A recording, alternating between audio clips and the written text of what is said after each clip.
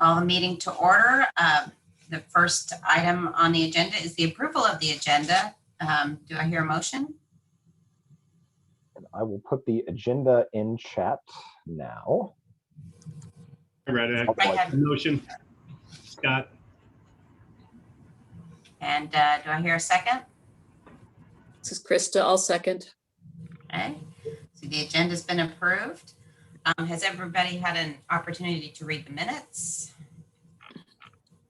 Okay, I wasn't here, so I can't attest to it. Do I have a motion for the approval of the minutes from April 14th, 2021? I noticed that I made an error. This is Jennifer. Where it says something about the approval of the last meeting, I have the word December instead of February there. That's the only mistake I see. Okay. I will. Hear a motion for the approval of the minutes with the correction provided by the secretary? Any other? Sonia, I move to approve.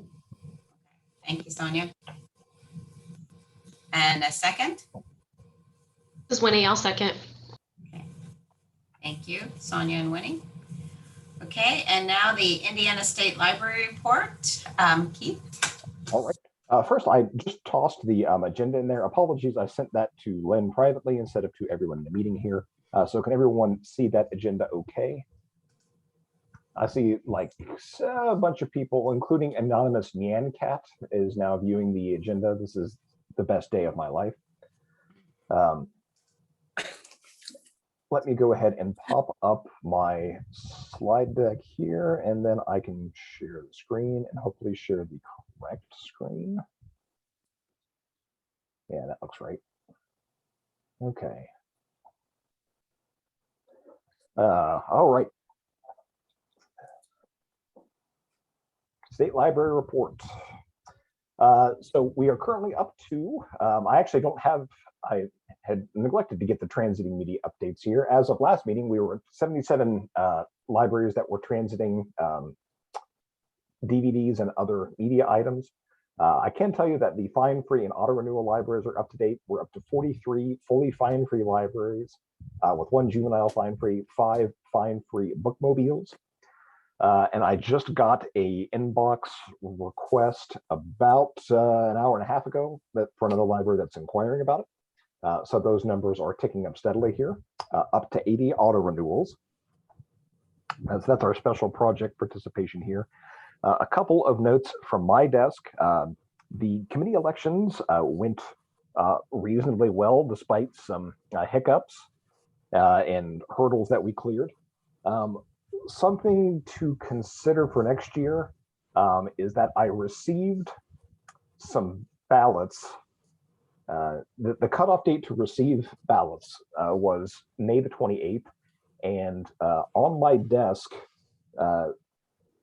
this past like Thursday or Friday, which was what, June the 4th, there were about 4 or 5 ballots that had been received after the fact. I checked through. Thankfully, the votes in there didn't have any impact. They wouldn't have changed the race. But a lot of these votes, these envelopes were postmarked like May the 10th, May the 11th. So there's, I think we've all kind of felt that there's some screwiness in the postal system going on right now. But that may be something to consider moving forward. Currently, there is a bylaw requirement that executive committee ballots be sent out by mail. But I think the expectation for most people is that if you send a ballot or if you send something in the mail, it should get there within 18 days. And if it doesn't, we may want to revisit that bylaw and consider making a digital or doing something to change the nature of the of how the executive committee ballots, the paper ballots are required, either moving to a fully digital voting platform or giving substantially more time with an earlier deadline, like a mail by date, to allow for inconsistencies in the postal service. that's just something that I've observed and was a little disheartened to see, perhaps not surprised by, but it is something to keep in mind moving forward here.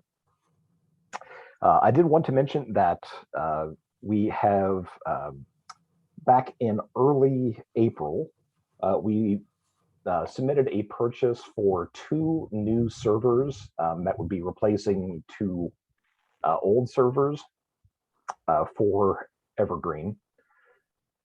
We submitted that order in early April, and if you have seen or been trying to shop for anything from a computer to a car to a smart fridge, you might have noticed that there is a huge shortage of semiconductors where demand is very high and supply is very low.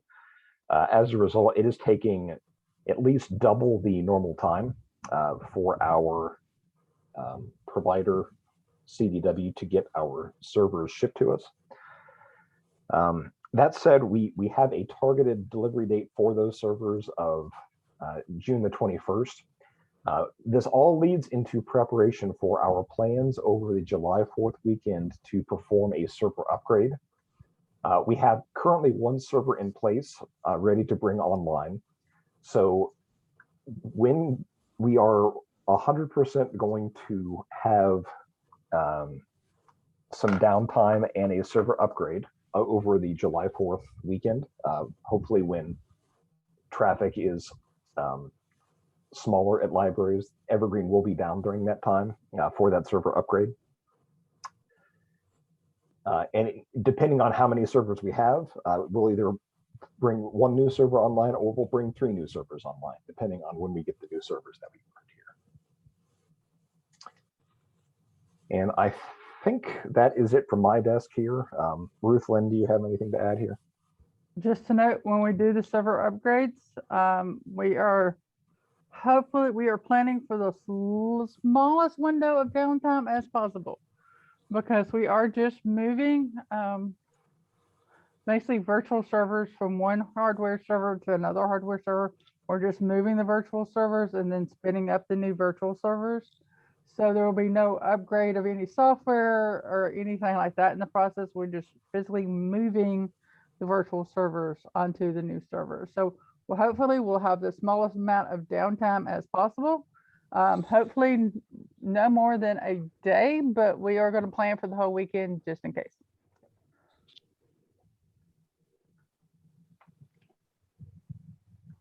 We will keep everybody updated when it does happen. Looks like there's a question. Nick has his hand up, Nick Phillip, but he's connecting to audio. It looks like he maybe got disconnected and reconnected here. Okay. So the next thing we have is the fiscal report. Okay. I have clicked too many times. Is that the next thing? Let me. My slides may be out of order here. That certainly is never a thing that has happened before. Yeah, your slides are out of order. I'm out of order. Fiscal report, lovely. Okay.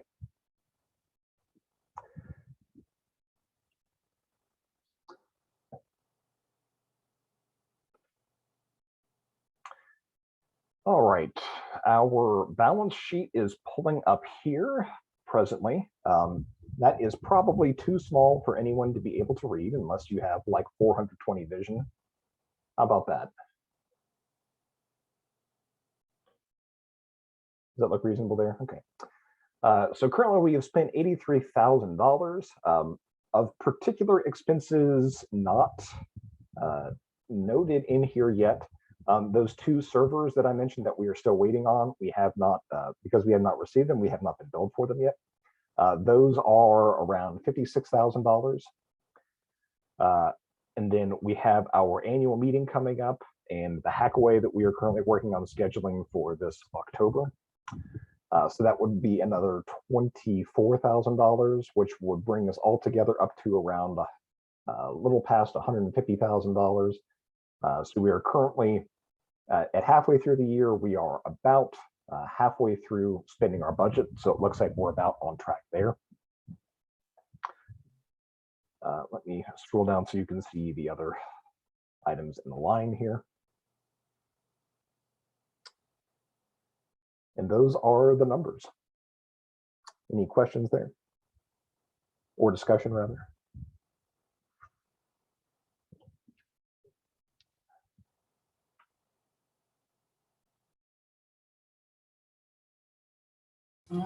Doesn't look like it. Lovely. Then do we need to move to the subcommittee reports? Yeah, we can do that. Is there anybody here from cataloging committee? Monica's off this week. I can report on that if you'd like to go to that. I can go to this slide.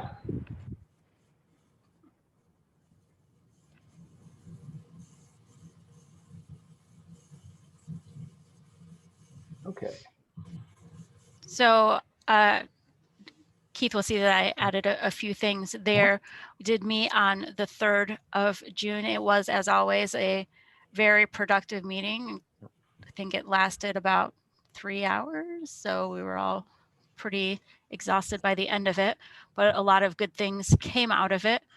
There have been updates that have not quite made it into the procedures guide because I need to put them there, related to series entries for manga and for books that are listed in multiple series.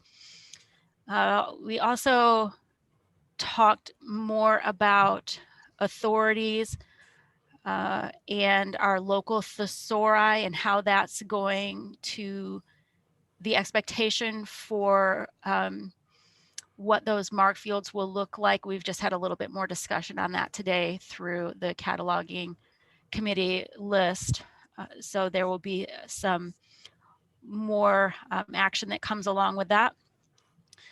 I did, and I'll grab a link for that. So one of the main things that we have been working on is updating the training manual to 3.4.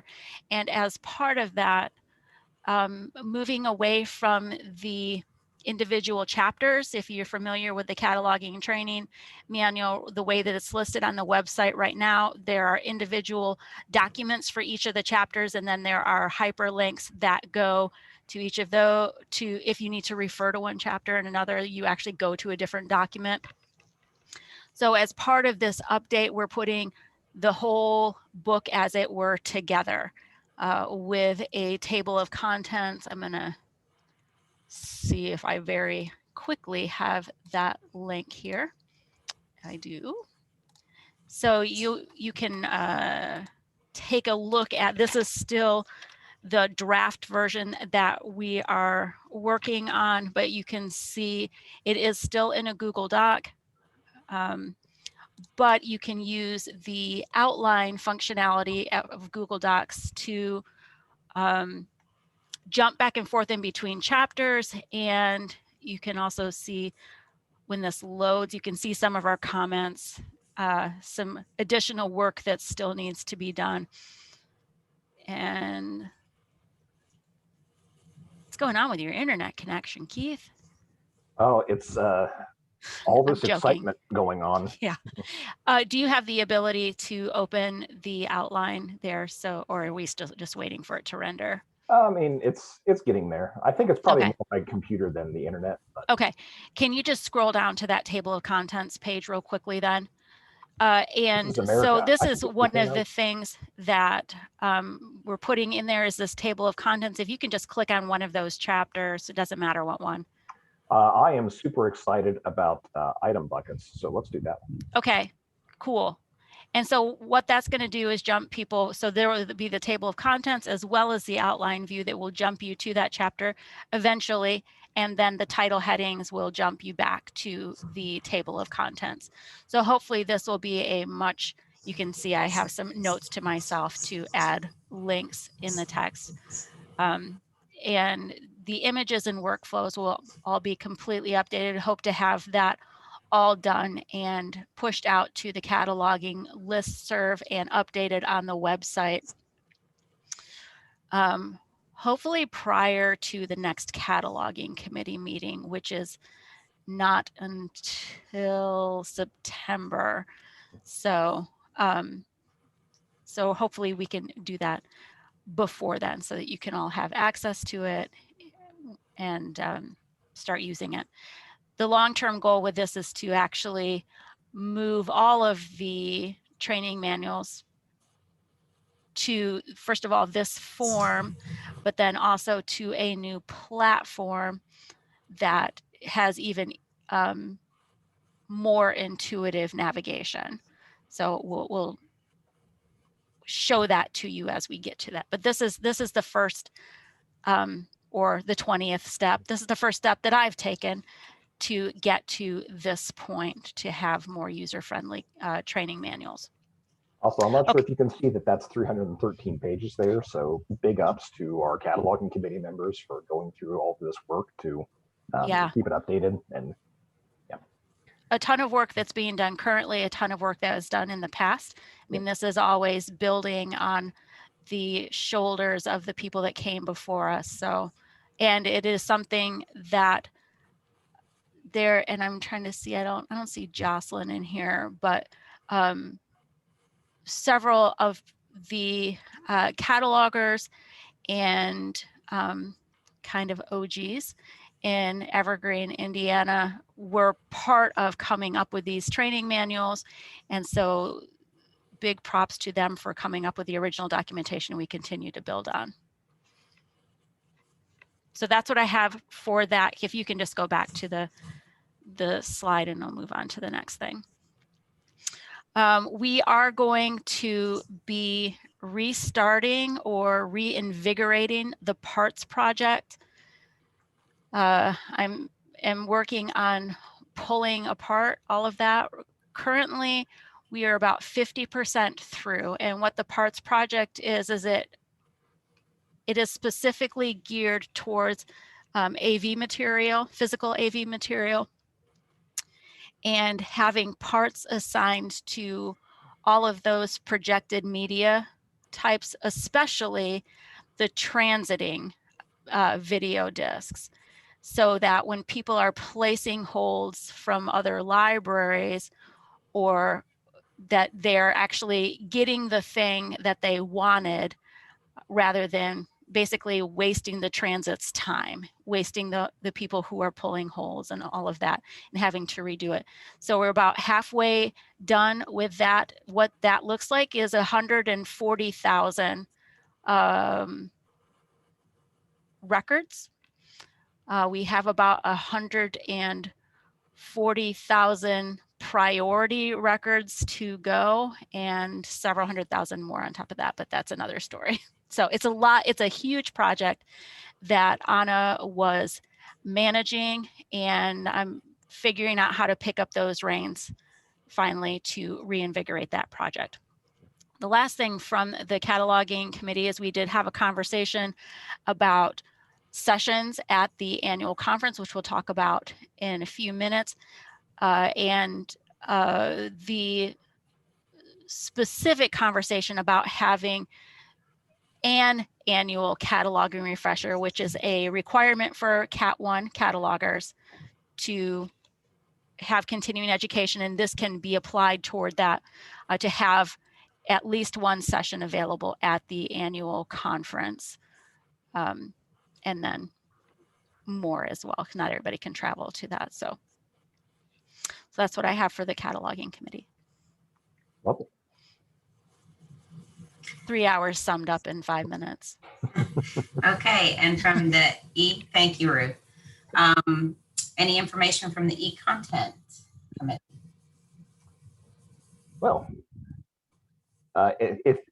unless anyone from the e-content committee wants to speak up, I can kind of go over what we talked about this morning here.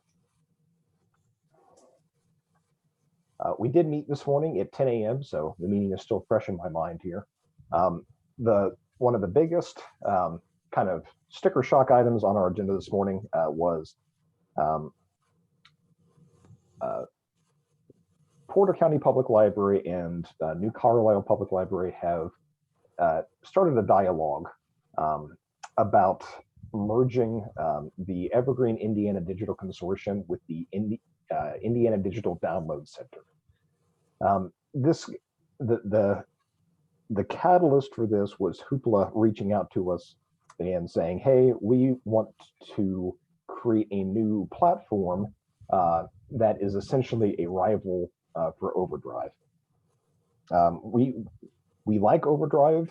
We have all of our content with Overdrive currently, but I don't think it's any secret that Overdrive has kind of been holding all the cards in the negotiations so far. And so one of the things that we are hoping to do as this conversation evolves is to take that existence of that Hoopla platform and use that as a potential leverage to try and allow Overdrive to let these two consortiums merge here. Currently, the EIDC has about 101 member libraries, and the IDDC has, I want to say 60, 66, something like that. So there was some discussion this morning on what in the e-content committee, as well as a few of us, including Jake Spear, is in on the conversation and very enthusiastic about kind of trying to see if we can't put these two consortiums together to leverage the better negotiating power, the larger catalog, the ability to better fulfill holds. So it's a pretty exciting opportunity, really. We've kind of got some initial outlines of what that agreement would look like, how the money would be spent for each member library. Jake is here if you want to let him speak a little bit on that. Yeah, Yes. if I could just add, I mean, the whole idea too is wouldn't be just, if Keith's accurate, we had this conversation last week with some people from the resources committee and from representatives from Porter and from New Carlisle.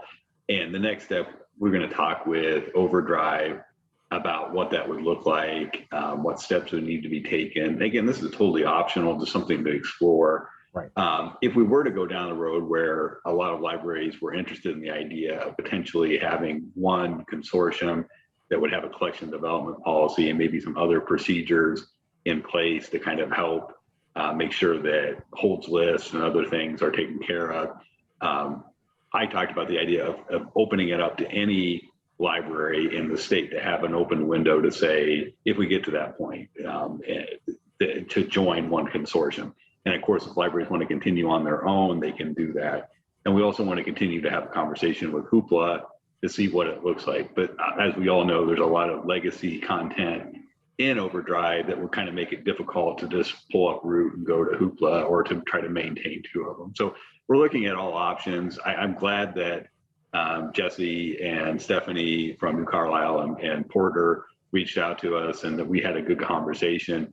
But we're just getting started and we'll continue to report out and keep people up to date. At this point, it's just something I think we should be aware of, but we'll see how it goes. If it were to proceed where there was a need for some type of contract or something like that, that's something potentially the state library could hold for the consortium.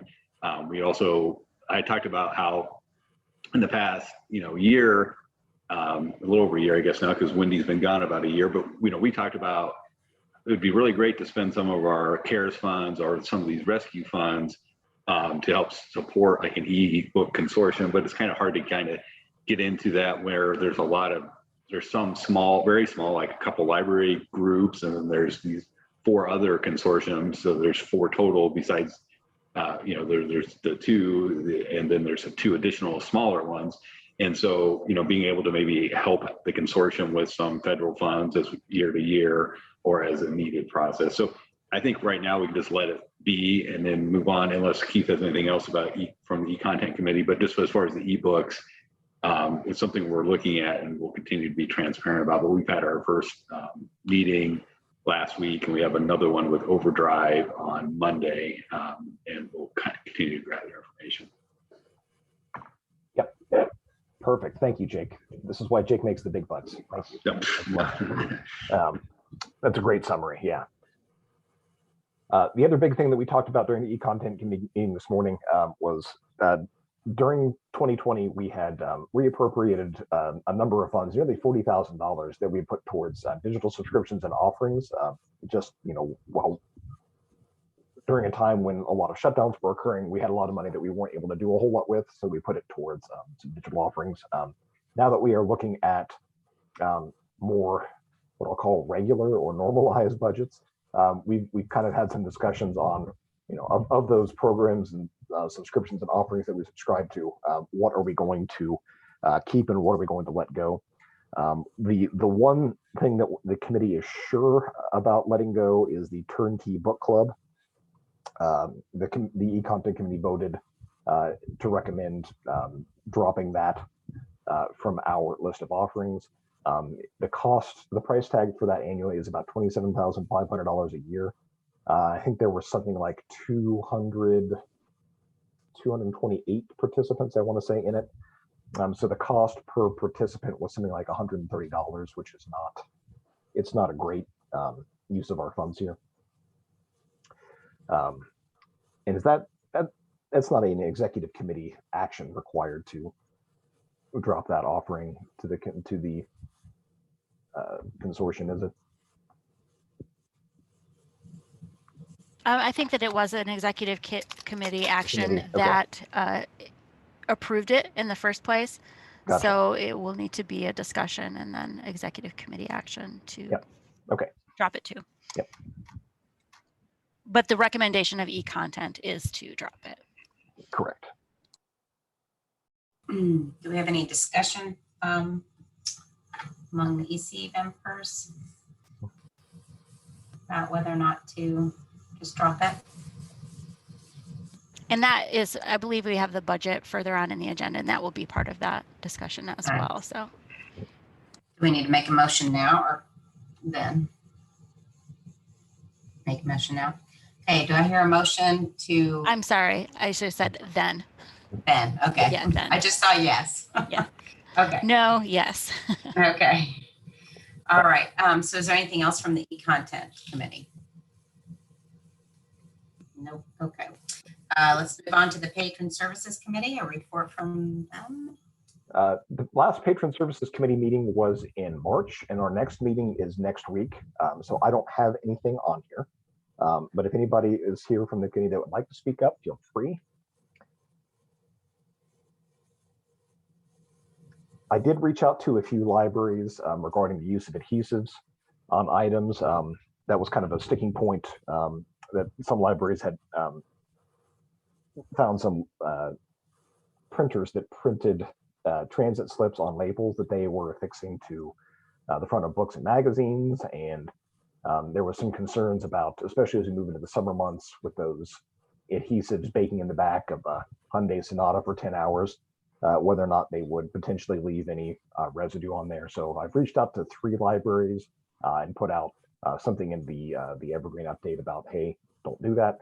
So if anybody does see any adhesive use there, please let me know, and I'll address those libraries. Okay, thank you.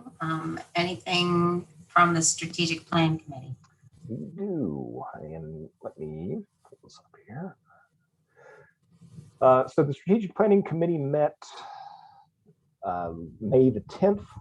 Our ultimate goal moving forward here is to create some focus groups to try and assess what kind of the needs, desires, and pain points of the consortium are.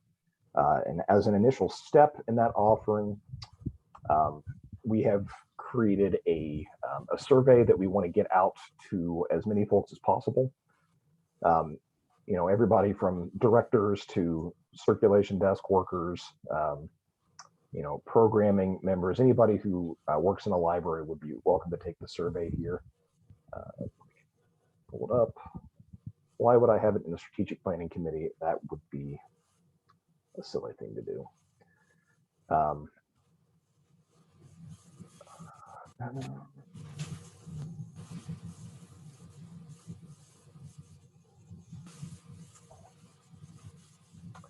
So there's not actually 9 parts to it. There's essentially 4 parts that we're looking to address. It is technology, promoting evergreen to non-evergreen libraries, marketing, and training. And I think this is with the committee's blessing. I would like to be able to send this survey out to Evergreen member libraries at large and try and get as many responses and as much feedback as possible from folks.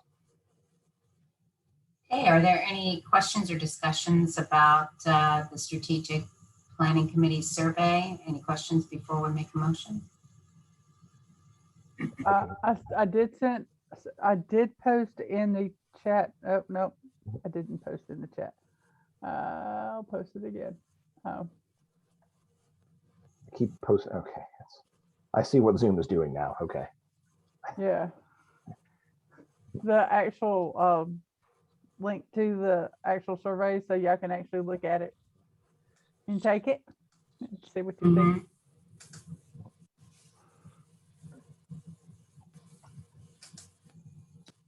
Okay, are there any questions or discussion points?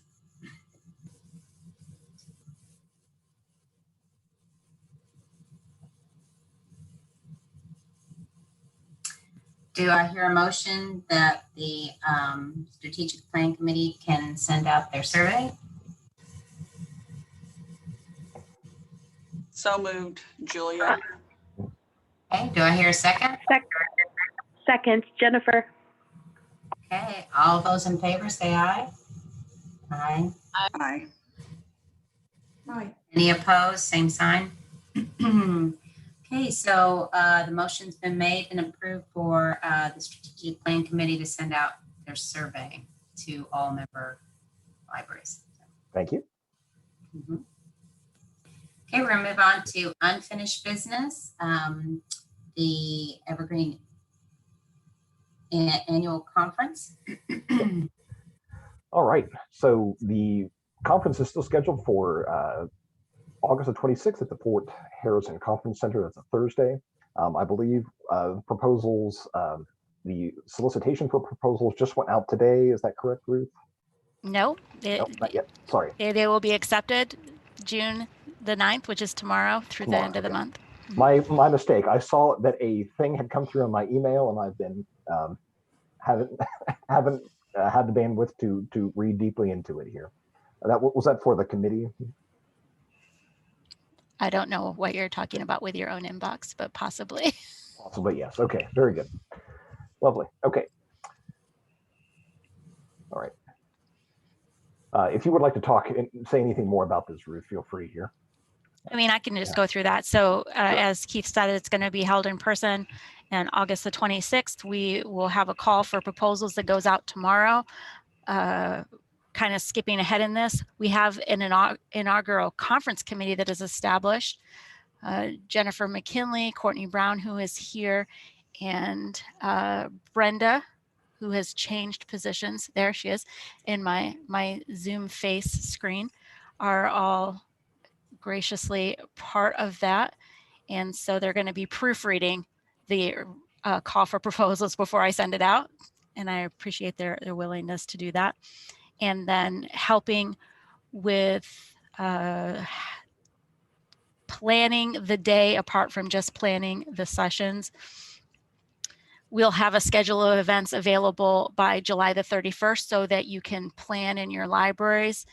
This is a no registration fee annual conference. There will be some meals provided, and it's open to all employees of member libraries, depending on what their supervisors say, of course. There will be up to 12 choices for continuing education, probably 3 to 4 LAUs for each person, unless you have mastered a way to be in multiple sessions at one time. And yeah, we're pretty excited to have a face-to-face conference again. Great. Thank you for the update and for the work towards making it happen. Are there any questions about the annual conference? Okay, the cover art uploader development. Lovely. So this was a project that Anna Gobin had started shortly before her departure, and it's I've been filled in on the conversations and have kind of brought this back up. But currently, if you've ever been in your catalog and found that a cover art image did not match the item, currently the only way to resolve that in Evergreen, Indiana, is to submit a help desk ticket with the correct art. So this is something that we get easily dozens of requests a month for. Usually they come in batches of, someone needs 5 or 6 changed at a time. So we are proposing development and have talked with Equinox about developing a solution that would allow libraries to change the cover art on their holding screen. Can I stop you for just a second, Keith? Certainly. So it's not about changing the cover art, it is about adding cover art. So oftentimes the change needs to be happen in the MARC record and has to do with a faulty ISBN. In some cases, there are some issues where it does need to be changed through a help desk ticket, but this has a lot to do with libraries cataloging things like binge boxes, kits that have been created on the fly, or not just necessarily on the fly.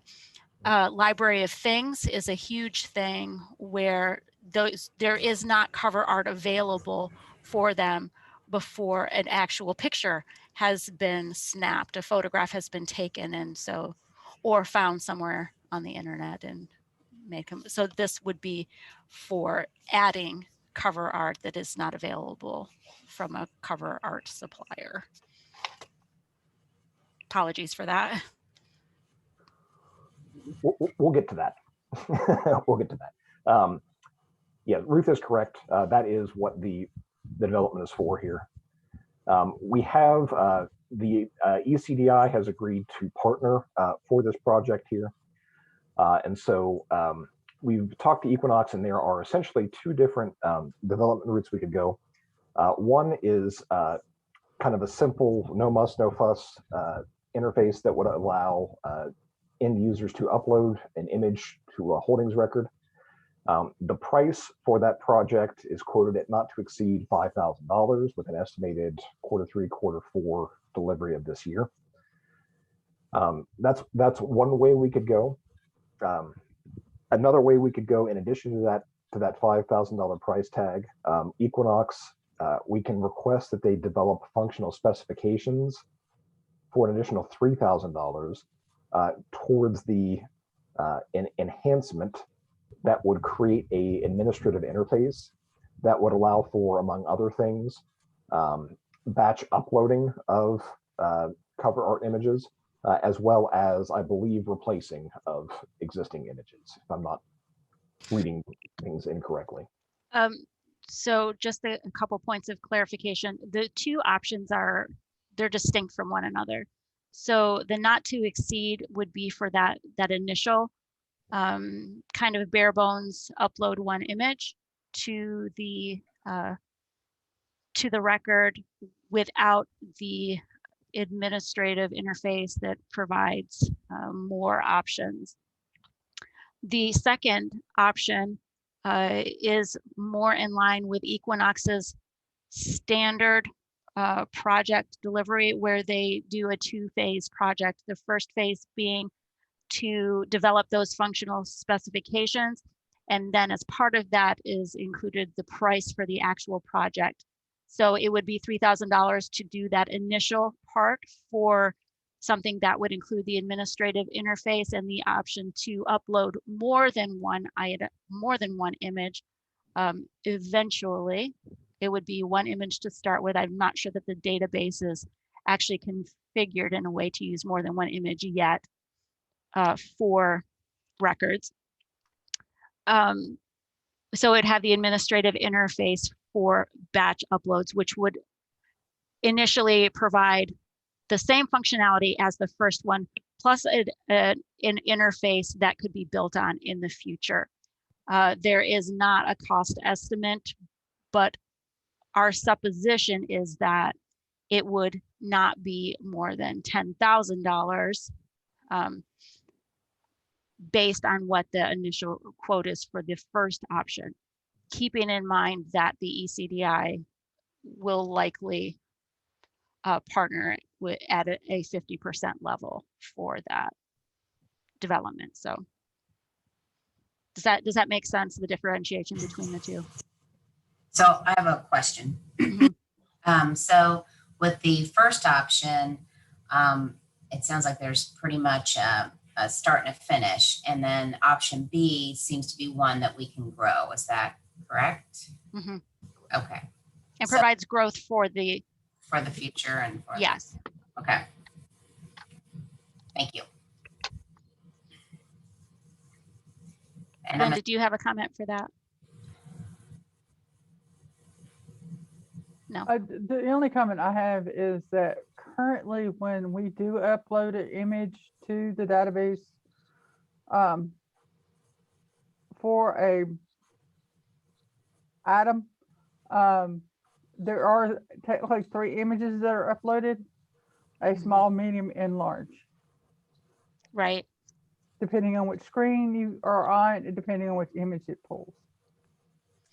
And I'm not looking at the quotes. I'm not sure that the how each of these address that. I believe that with the second one, that's an inbuilt functionality where you would have the option to upload one image that would then be automatically converted to the 3 requisite types, and then possibly more images, and that would be more meaningful for things like kits where you have the one image and then you have if you think about like your Amazon views where you have the primary image, but then you see some different details view of what's going on. But that's would be future development. This would just provide the mechanism to build on and build out that future functionality. Is there any kind of timeline with option B, or is it just? The timeline for option B, so the way that Equinox's development works is they would develop functional specifications. So they can give us a timeline for the functional specifications, but then they wouldn't be able to give us a timeline for the actual deliverable until we move past that stage. Gotcha. Okay. And did they give you a timeline for a deliverable on those specifications? Was that the same Q3, Q4, 2021? I am checking that right now because Okay. I am almost certain that is the case. And then Judy, after the contracts are signed with Equinox, it's usually 2 quarters. Seems to be my experience with them for, depending on the size of the project, I would expect probably 2 quarters from the contract signing. Correct. For the deliverable to go into testing. So yeah, so it would be a Q3, Q4 delivery for the functional specifications, and then depending on when it's accepted and scheduling constraints, it would be a Q4 2021, Q1 2022 deliverable for the finished project for the second option. And the optional enhancement, so would we want to do option A, and then if we wanted the whole bag of tricks, we could do option B also, or are those either or? I believe they are 2 separate development paths. 2 separate. Yeah. And is this something we need to decide on when we talk about the budget? Or we need to make a motion then? this is in the budget. This is it. Yeah, Okay. this is budgeted for this year. We have money set aside for development projects this year, more than enough to cover the development of this, Okay, even so, without the UCDI. so the executive committee needs to make a decision on whether they want to do option A or option B. Is that correct? Correct. No? The other option could be to actually do both. Okay. I would not be able to say that the ECDI would commit to partnering on both of them. But if you did want to go with the first option, with that not to exceed 5,000 for the basic functionality, and Keith would need to clarify this with Equinox, that it was the case, but I don't think that that would negatively impact nor prove to be obsolete if then there was a desire to go for the second part or the second development as well. And we currently have the budget for both of those. That's correct. At this point. Okay. All right. Any other discussion or questions from the EC about the two development possibilities? Would anybody like to make a motion?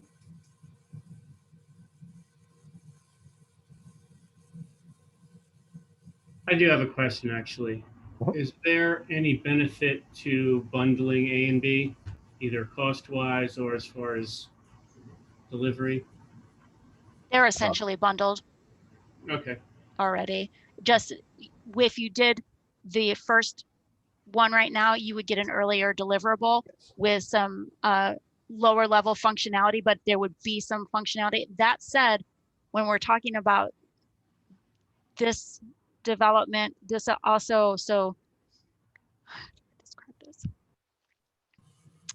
Equinox, if the ECDI partners for this, what that is going to mean is that Equinox will be developing for the community, because if ECDI is partnering, it means that that functionality needs to be meaningful for all of the ECDI member libraries. Whereas if Evergreen Indiana decides to proceed with this first option on its own for that not to exceed $5,000, then that is going to be something that is more quickly going to get into the Evergreen Indiana software, because it's going to be developed toward our customizations with some, exceptions to that, but it will be used by our libraries probably a year faster than it would be if we went, if Evergreen Indiana partnered with the ECDI for any of these projects. Because not only does it need to go through the development and the testing, then it needs to go through the full community review to go into the next released software that can go to everybody, as opposed to it being applied to our local customization of Evergreen, Indiana. So it would be a year earlier to do this first not to exceed $5,000 just for Evergreen, Indiana. So then if we do ECDI, it gets, what I'm hearing is it gets baked into future releases of Evergreen globally. That's correct, which is optimal, but if we're talking about a time-sensitive thing, which I do think this is fairly time-sensitive based on the number of requests that we get through the help desk, this could start with Evergreen, Indiana, and then go into the community, as opposed to coming to Evergreen, Indiana from the community. So it sounds like we could have a couple different motions that can be made on this, or a few, I should say. Right. I personally would like to see it end up in the community. If I'm hearing that our members immediately need this based on what I just heard. And I would like to see it go to the community. If we need to get this online sooner for our Indiana libraries, then okay. But I believe that it could go to the community and come out in a release in exactly the same amount of time that it normally would, and come to Evergreen, Indiana faster if Evergreen, Indiana does this initial development, the not to exceed $5,000 on their own. Does that make sense? It does. And then would that mean that the option B, as we see it, could then be a community development?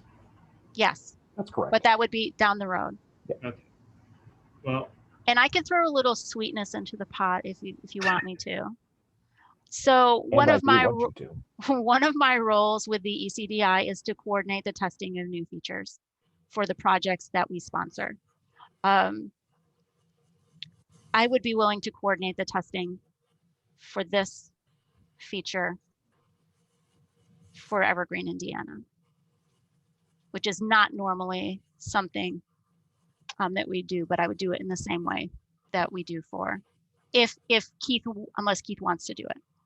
I am more than happy to assist in whatever capacity. I can wrangle up testers, but if you want to, yeah, if you want to wrangle, I can coordinate that testing. Yeah. So, because the sooner it's tested and we sign off on it, the sooner it comes to our libraries as well. so are we looking for a motion then? Or is there other discussion?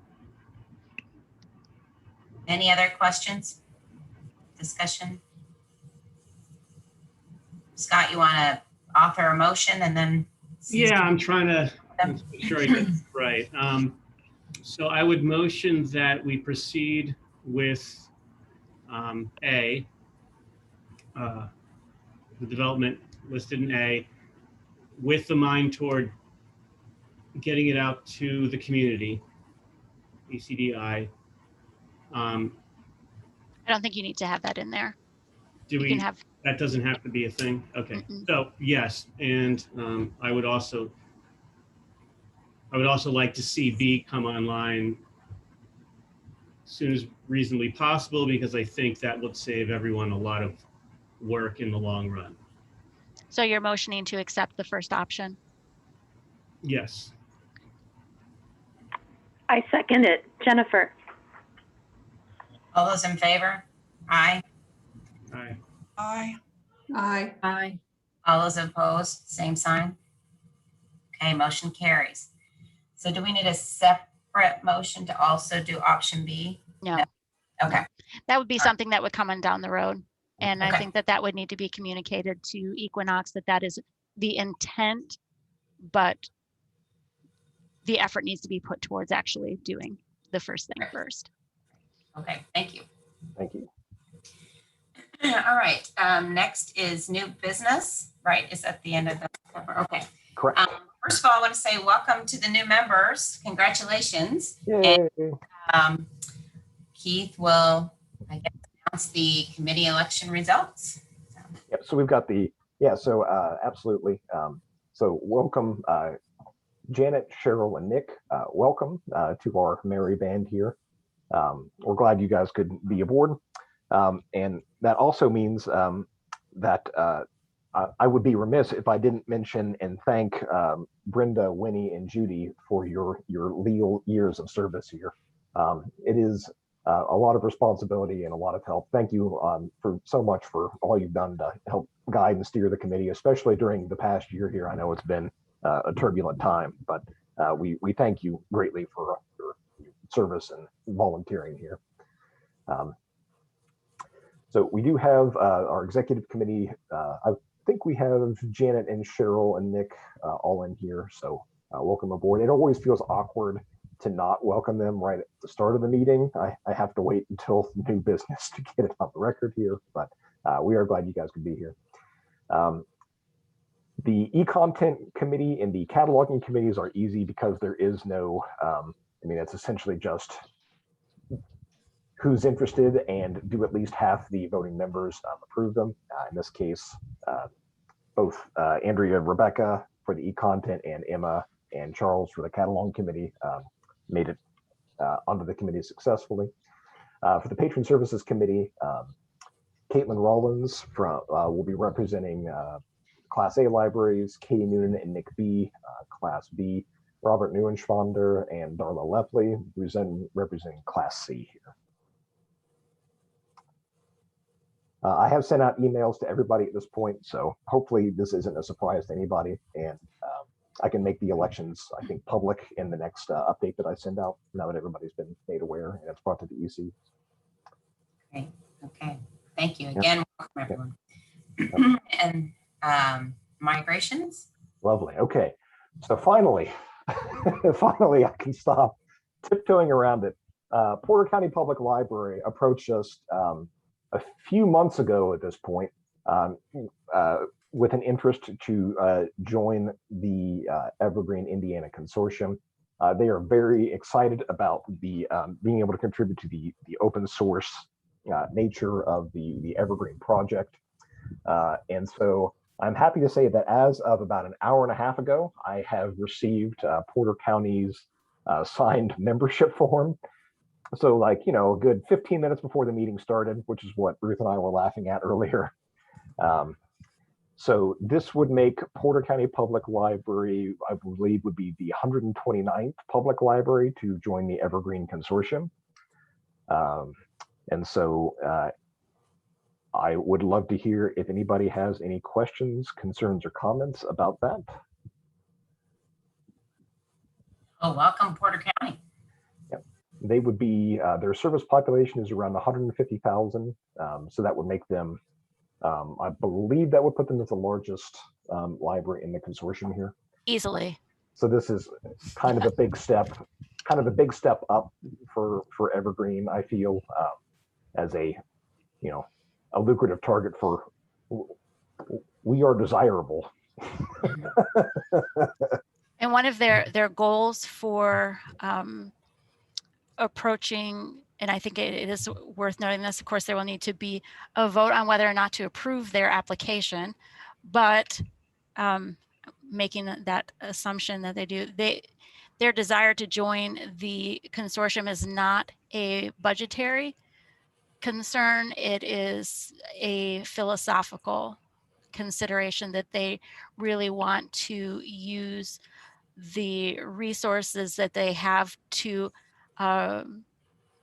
not necessarily drive the consortium, but to support the consortium and the idea of open source and resource sharing and access to information and the things that we talk about a lot. And they have found themselves in a place where they can run with that a little bit, and they want to bring that to Evergreen, Indiana. We have been conversing with them since December of 2020, and it has been a really instructional and encouraging conversation to have with them. It is a refreshing thing to have people still excited of public libraries and the way that we can support one another in the profession and really bring that to bear for our patrons. So I'm very excited about this.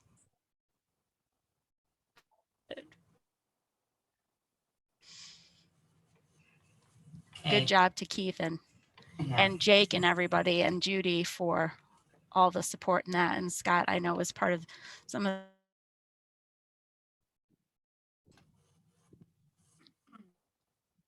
Do I hear, is there any more discussion? Do I hear a motion to accept the application of Porter County Public Library? So moved. This is Nancy. Okay. Nancy made second. All those in favor say aye. Aye. Aye. Any opposed? Same sign. Motion carries. Welcome, welcome, welcome, Porter County. Yay. Okay, the MCLS training proposal. Okay, so I talked about this a little bit during the e-content meeting. Ruth is much better at explaining it than I am, but one of the things that we offer in the Evergreen Indiana Consortium as far as catalog training goes is we offer ILS specific training. So Sure, this is who's cutting out? Is Keith, were you cutting out for everyone or just for me? probably cutting out for everyone. Okay. It occurs to me that I'm on VPN, which is probably what that's. Do you want me to go ahead and just, if you put that up there, I will go ahead and Please. explain the training proposal and then. Yes, please.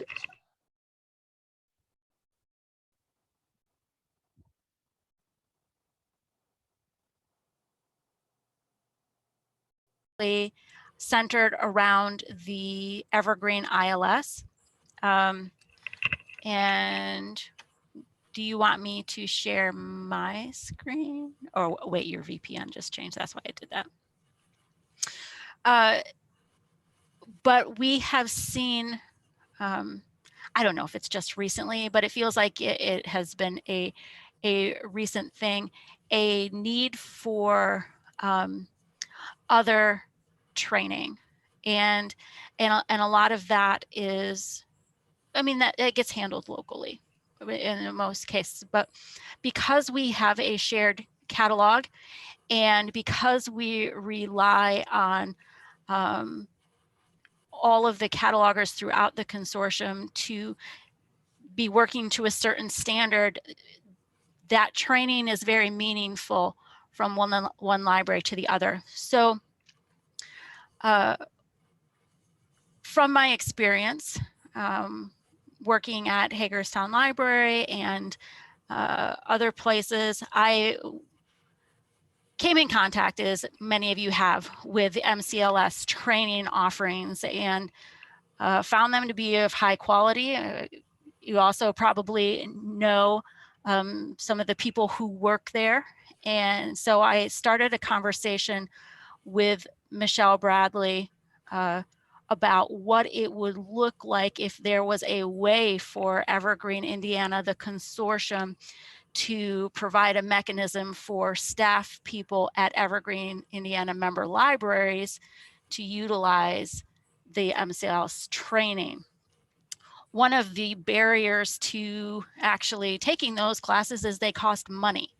And even for members, they can cost from like $70 upwards of $200, depending on the course.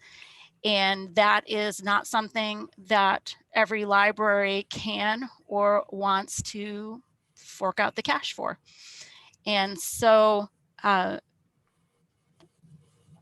the discussion with her about if there was a way for us to make that available to our member libraries and cover some of that cost from our membership fees. So it came back and it was actually a pretty simple solution. It would be that the staff would essentially register for a class that had been approved, because this is not for every MCLS class. And then the state library, Evergreen, Indiana, would be billed for that at the membership rate that's utilizing the state library's institutional membership. So Keith is going to talk about the proposal to set aside money. This would initially only be available to Cat 1 catalogers. So that specifically having to do with things like MARC and the standards AACR2 to RDA. And so there are several offerings that go through there.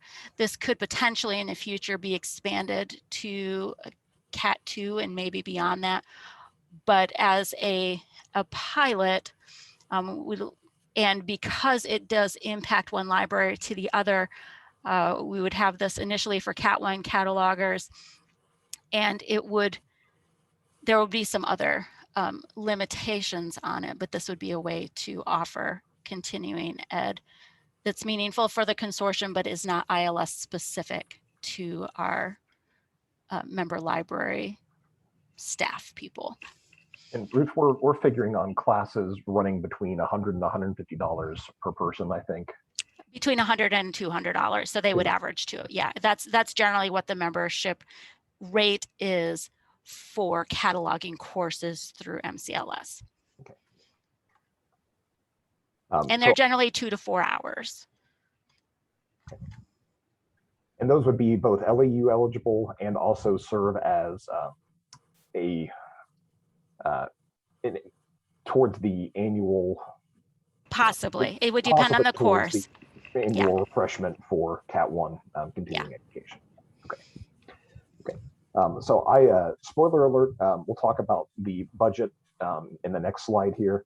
So if someone wants to make I don't know if anybody wants to make a motion about anything at this point until we talk about how much money we have set aside. Spoiler alert, it's around $4,500 that I have that we're planning to commit to that for 2022.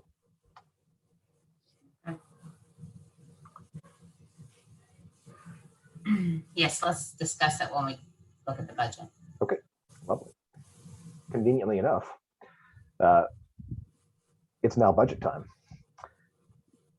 Okay, so something to note here is that because of the uncertainty introduced by pandemic in 2020, our membership fees did not increase in 2021. And so as we look at the membership fees for 2022, I've taken that into consideration. I am going to throw a different spreadsheet up here. So I have a couple different proposals here. In an ideal world, traditionally we have done about a 3% annual increase in membership fees per year. So given that we did not do a increase in 2021, I do have some figures here for what a 5% increase would look like for all of our member libraries. For the majority of libraries, it would be an increase of $135 or less per year. And then the larger, for folks who may not be familiar with how we come up with our membership tier fees, they are based on the expended operating budget. So the more money that a library has expended in their operating budget, the higher the higher tier they get placed in, along with the subsequent cost. Can everyone see these figures okay? I just assume that Google Sheets is not great unless you are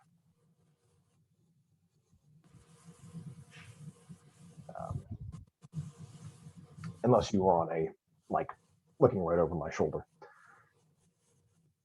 So I have proposals here for a 5% increase and a 3% increase. The columns F and M here would be what those tiers,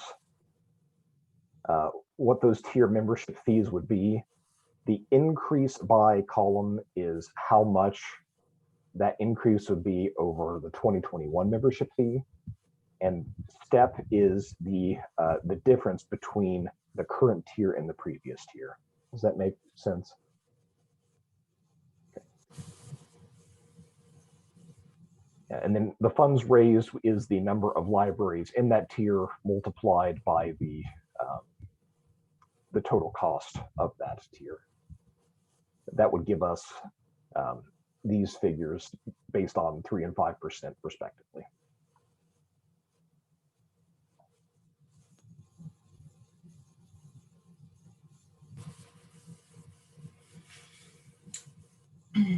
Okay, are there any questions or discussions about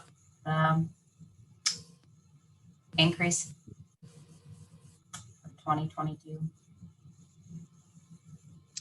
My question is, do we have any idea what the growth quotient will be? And I don't know how tight some of the budgets are. They set growth quotient at like 4.4, I think. But I personally, I would feel better going with 3% just because you don't know what people are facing this year. I know we got grant assistance, but I don't know. Feels like good faith to stay lower. Thank you. And for the consortium, that it's only about an $8,000 difference, right? That's correct. These figures also take into account that a few of our libraries will have year one member discounts where their first year membership fee is comped, and for their second year membership fee is reduced by 50%. So that makes a difference of about a little over $1,000, I think, difference between that those discounts make. It's not terribly egregious. But yeah, the total difference would be about $8,000.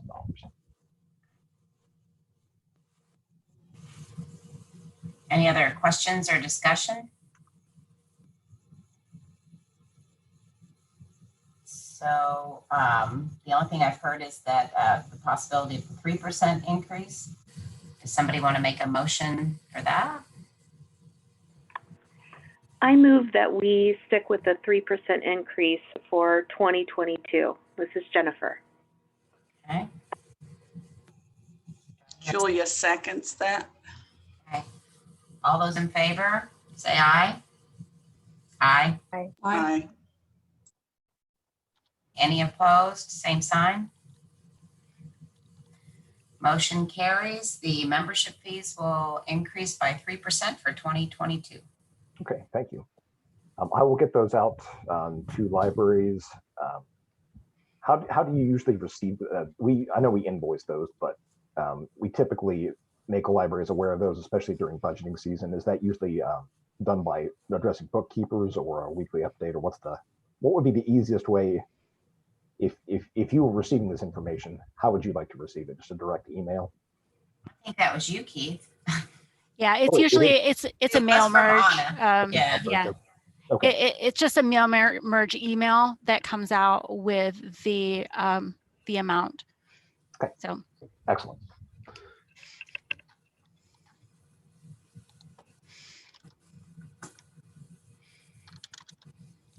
All right. Taking notes on my low-tech pen and paper here. Thank you. All right. So that said, with a 3% increase in mind, I have put together a budget for what next year would look like in terms of expenditure. A couple of things in here. I budgeted.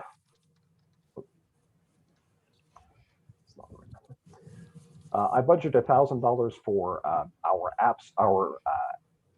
Our official Evergreen Indiana app was developed by Ken Cox. I have budgeted $1,000 in here for potential support if there are any issues that come up or requests that we want to make, just to have a little bit of money to throw at that. That's not something we had budgeted in previous years. Similarly, in the e-content line in the budget, I have set aside $4,500 for those MCLS courses that we talked about earlier. Okay. Are there any questions or comments about the proposed 3% budget?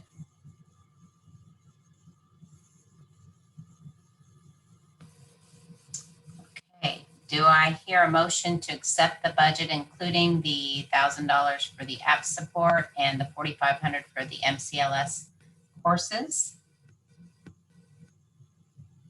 So moved. Okay. Do I hear a second?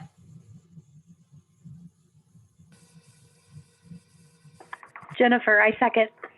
Thank you, Jennifer. Thank you, Scott. All those in favor, say aye. Aye. Aye. Aye. Any opposed, same sign. Motion carries as the budget is written at 3%. Ooh, okay. Thank you, Keith, for all your work on that. Thank you, guys. I will sleep well tonight. Okay.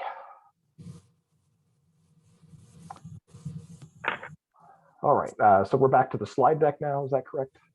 Yes, so the local admin certification training and staff separation guidelines. So this is something that we wanted to pick the executive committee's brain on. Being a consortium with shared access to a shared catalog, Cat 1 profile types have a lot of ability to affect that shared catalog. And as a result, we take the training for Cat 1s very seriously. There's mandatory training required to be able to get a Cat 1 account, as well as annual refresher requirements to maintain that Cat 1 account. What we found is that the local admin requirements, by comparison, are really pretty lax. Oftentimes it's a case where, you know, a director receives local admin training when they onboarded a library, and then, you know, 10 years later, the entire local admin interface has changed completely, and there's not been any requirements for ongoing training in order to be able to maintain that Cat 1 account and stay apprised of changes that have been going on. So we wanted to just kind of pick the EC's thoughts about how you might feel about a policy for ongoing training requirements to maintain a local admin profile, and for auditing purposes, whether to do away completely with shared local admin accounts, as well as any requirements to notify us, the admins, when a local admin separates from the library, like libraries are, I don't know if required is the right word, strongly encouraged / please tell us, or bad things will happen when a Cat 1 separates. It is a part of the training and is part of the manuals that when either a local admin or a Cat 1 leaves, that we're notified because they're centrally managed account types. That has not been the greater level of practice. And so if you happen to do a patron search, account search for your staff type cards, staff account cards at your local library, you're likely to see some lingering Cat 1s if you haven't been managing that, and maybe some old, even local admin profiles there. We do, for Cat 1s, require that for Cat 1s that they have a distinct account for themselves, so we know who actually has it. So they're held accountable for those pretty high level changes that they can make in the bibliographic database. Local admins have an analogous ability to make pretty high level changes to patron accounts in the database, which is, of course, the patron database is shared as well. So it is something that has been written down. It is not something that there has been some strenuous activity to keep track of.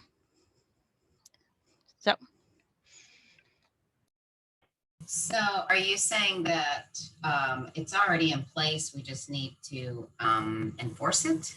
Or we need to make more? Remind people, I think, is the best thing. Related to the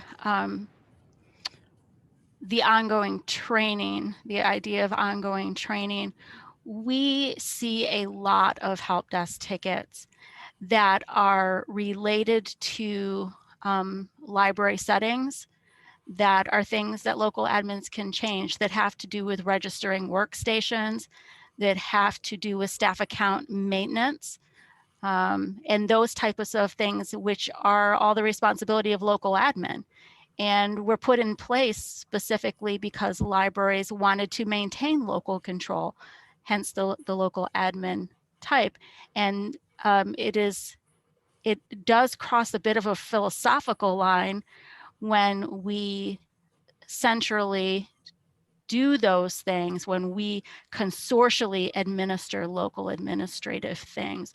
And so having that training is usually the first line of defense for those types of things, making sure that people who do that know about the new interfaces, that understand the workflows, that know the tips and tricks to get in there and make it more efficient, and how to handle when the power goes off and you have to do offline transactions and all of those things, which there are huge pockets of competence and confidence. There's huge variation in all of that. And being more proactive about that training and then that networking, because with cataloging, we see a lot of networking that comes out of those things. It really does raise the level of quality in terms of that pretty quickly. Just because you get together and you talk about this is what needs to be done and this is how we do it. And oh, by the way, there's a tool in Evergreen for you to do that with. You probably don't remember because you came on to Evergreen 10 years ago and we were using the Zool Runner client. And no, you don't have to download anything anymore for an upgrade and those types of things. Okay. Do we have the infrastructure already set in place that if we would make a requirement that Evergreen has enough of the training available on a regular enough basis for people to participate? Yes. So we already offer the actual fundamental skills course quarterly for local admin. But the only thing that I believe would need to be added to that would need to be an annual refresher. That would be content that is related to, but it is not just copying what is in the local admin training, the general local admin training. And then so there would be the option to do one or the other once that local admin training was verified.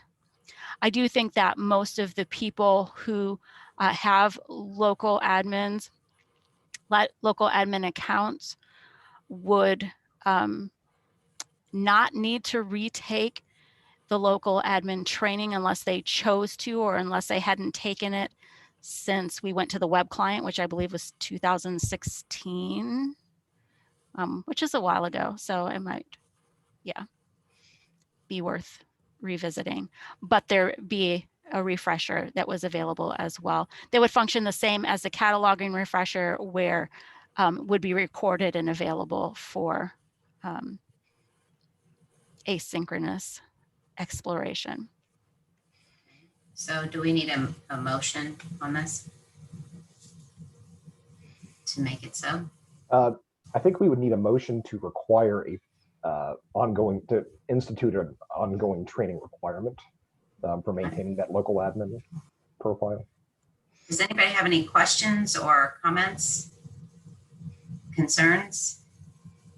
I believe those two things, Cat 1 and local admin, need to be assigned down in Indy by.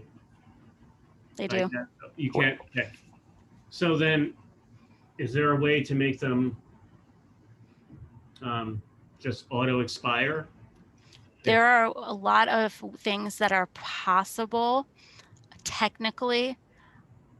How do I say this? There are a lot of things that we can do, and there are several among those that we should not do, because we want to just always, even though it's centrally administered, want to be respectful of local will. Yeah, I mean, I want to avoid being the Stasi, but I'd also like to have a fair playing field, that those who bother to do the trainings and stay up on it. I do believe that it would need to be the executive committee that, and let me read this first. If a library has multiple people who would suddenly need standalone local admin accounts, would the library need to petition the state to have those extra accounts set up?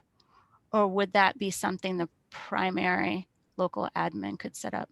No local admin account can be set up locally. I'm not sure what standalone means. Do you mean for a branch location? Like discrete accounts. We would need to add. Oh, I see. Yes. Yeah, we would set those up, and it's easy peasy. but everybody who has a local admin account has to go through the local admin training. And most have. Most have. One of the boogeymen in the closet is in the earlier days of Evergreen, a lot of libraries were given generic local admin accounts that kind of get shared around and kind of pass on from one local admin to the next local admin. And so that might be another discussion entirely about whether to nuke those local admin accounts from Orbit or those shared local admin accounts. But obviously we don't want to do anything that would be a huge whiplash change that suddenly makes a library can't carry out their day-to-day workflows. There are a couple of things in here. To Kate's question, yes, we definitely, if you have multiple people who are accessing the client using local admin accounts, we highly encourage, perhaps beg you to let us know, and we would love to set up distinct staff accounts for them at that permission level with, and this is not just at Kate's library, but any library. That is the goal, to have those distinct logins for anybody who has that high level access. Acknowledging that it is at this point on the local library to make sure that they have the appropriate training to do that, because we are not yet tracking it. I would like to begin tracking it, but I do not feel confident doing that without the executive committee's permission to do so. And then there could be things down the road, as Scott mentioned, some other ways to do that. But I do think that one of the first steps is actually those discrete accounts, and then the possible institution of an annual training requirement for anybody with a local admin discrete account. Okay, so I guess I'm a little lost at what you want us to make a motion for. Do you want a motion that you will look into that, or that you will start looking into who has local admin profile? And I would like a motion for to require an annual ongoing training for anybody with local admin access. okay. There already is a requirement that is not necessarily being honored for those discrete accounts. All right, so is there any discussion about having an ongoing training requirement to maintain a local admin profile, an annual one? Someone like to make a motion?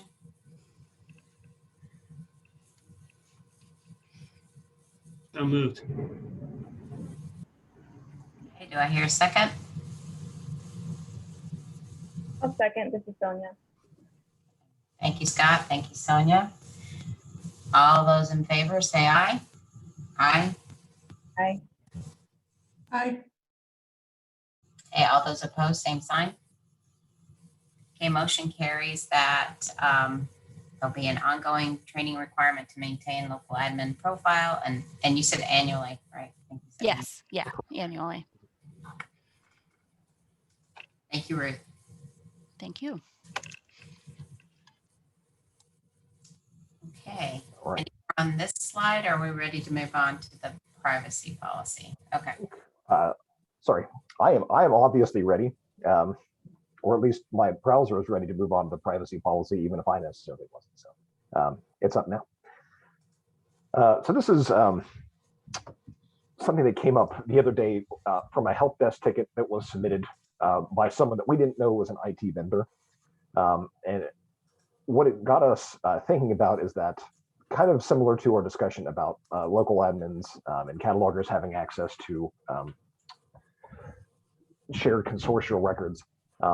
Any libraries who are contracting with outside service providers like IT contractors, for example, when the libraries share or give login credentials to those contractors, those contractors then have broad access to all of the patron databases. So at our member libraries, anybody who joins an Evergreen library is required to sign a code of ethics form. But for support vendors, there are currently no such restrictions in place. So we are discussing and would like to see from the EC the ability to ideally require vendors or have libraries who give support vendors access, login access to Evergreen, to have them also have a code of ethics form on file. We'll start there. Does that make sense? This would be something that would affirm that they acknowledge the patron record confidentiality policy that we have in place, and would be something that Keith would develop, because it would of course be distinct from the staff and director code of ethics, but something that could be signed and on file acknowledging acknowledging our stance on patron privacy, our use of the Evergreen databases, and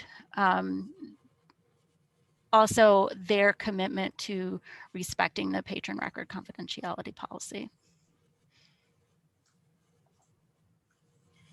Would it need to be rewritten? With what? There is no such thing right now. I know, but could we use the same code of ethics? Most likely. As at least as a template, certainly. Mm-hmm. There may be some wording that needs to be changed. That's probably the sort of thing that we would want to get double checked with our legal counsel before we put it out to the EC, just to make sure that it's, you know. And it would need to be approved by the EC once it had gone through Correct. draft form and everything. Are there others in the greater Evergreen community already that have this in place would be willing to share, so it would be an easier jumping off point? Not that we know of. No? Okay. I could certainly ask. Yeah. I'm surprised. Okay. It's a really big topic right now with Evergreen International, especially with all the conversations that we had with the international conference a couple weeks ago. So I don't know of anybody who has one right off, because I've asked about third-party vendor support. I was in a presentation with Rogan. He was talking about it, so maybe he's a person that would know somebody. Yeah. So. But no one's actually came forward and said, here's our code of ethics here's what we give to vendors to sign. Okay.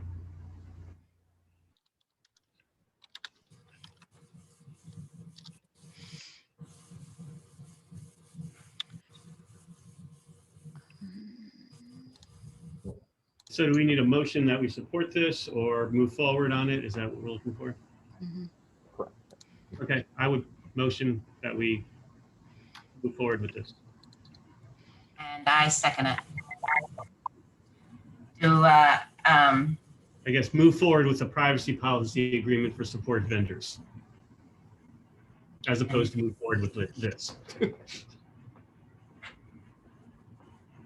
Yes, and I second the motion. It's that all those in favor say aye. Aye. Aye. All those opposed, same sign. Motion carries. Okay. Oh, All right. I don't have a slide, but I think it's is this Time to announce the last meeting, I think, right?